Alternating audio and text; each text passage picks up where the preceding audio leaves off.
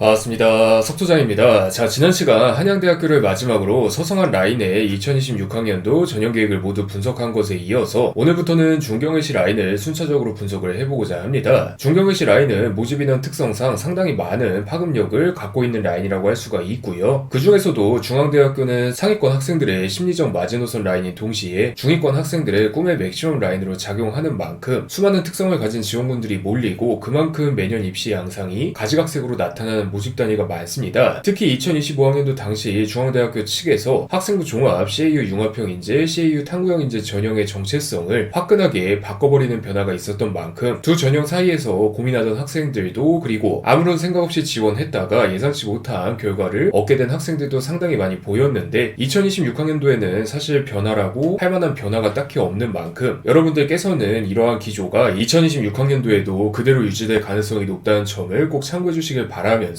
곧바로 시작을 해보도록 하겠습니다. 자, 우선은 가장 먼저 입학처 공식 주요 변경 사항입니다. 위에서 말씀드린 것처럼 우선은 전형별 규모를 2025학년도 당시와 유사하게 유지하겠다는 공지를 확인할 수가 있고요. 창의 RCT 공과대학 관련 사항이 이렇게 나와 있습니다. 그리고 이후에 의예과 학생부 종합, CAU 융합형 인재 전형 1단계 5배수 선발 및 2단계 면접평가 도입 사항이 있습니다. 면접평가를 진행할 거면 학생부 종합, CAU 탐구형 인재 전형으로 싹 다 몰아서 선발을 하면 되는 것 아닌가 하는 생각이 들 수도 있겠지만 의예과가 단순하게 공부만 잘한다고 되는 모집 단위가 아니라 사회적 기여 의식 등도 중요하게 보는 전형인 만큼 공동체 역량을 명확하게 평가하기 위함이라고 생각을 하시면 됩니다. 한마디로 의예과 모집 단위에 한해서는 어떤 학생부 종합 전형으로 지원하든 2단계 면접 평가를 봐야 한다는 의미이기도 하니까 중앙대학교 의예과를 지망하는 학생들은 잘 참고를 해주시길 바라겠고요. 추가적으로 입학처 공지 주요 변경 사항에는 언급되어 있지 않은 부분인데 연세대학교 학생부 종합 활동후 수영 전형과 마찬가지로 중앙대학교 학생부 종합, CAU 탐구형 인재 전형 역시 1단계 선발 배수의 확대 사항이 은근슬쩍 들어가 있습니다. 해당 전형 자체에 비일반고 유입이 많고 비일반고에서는 중앙대학교를 안정으로 생각하는 학생들이 많은 만큼 충원이 많이 돌기도 하고 또한 메디컬 계열의 파급력도 있는 만큼 이래저래 서울 캠퍼스 기준 3.5배수에서 4에서